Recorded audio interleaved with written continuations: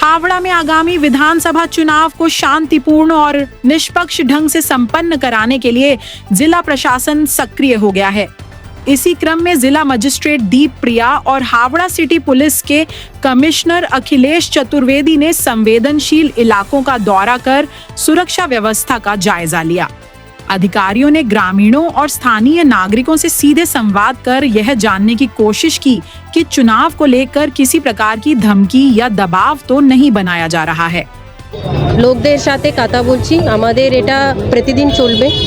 আমরা আমাদের অ্যাসেম্বলিগুলো ঘুরে ঘুরে দেখছি, ভোটারদের সাথে কথা বলছি। ওনাদের আগে ইলেকশনে কিছু আগের এনারা ভোট দিতে অসুবিধা ছিল কিনা, কেউ বায়ো দেখাচ্ছে কিনা, এগুলো শোনার জন্য আজকে আমরা আসলাম। এটা আমরা রেগুলারলি করব।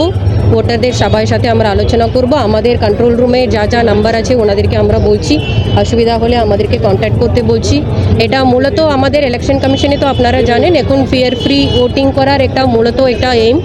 তার জন্য আমাদেরকে ভায়োলেন্স ফ্রি করার, কোথায় কিছু ইন্টিমিডেশন, তারপরে কেউ ইনফ্লুয়েন্স করতে চাইছে ভোটারদের, এগুলো বন্ধ করার, ছাপ্পা ভোট না হওয়ার জন্য কী আমাদেরকে স্টেপস নিতে হবে ওটা দেখার। আমরা এলাকাগুলো ঘুরে দেখি সো দ্যাট আমাদের এখানে সোর্স জ্যামিং, ভোটারদেরকে বাড়িতে বন্ধ করে রাখার কিছু ইনসিডেন্ট আগে করছে কিনা এগুলো দেখার জন্য আজকে আমরা এসেছিলাম।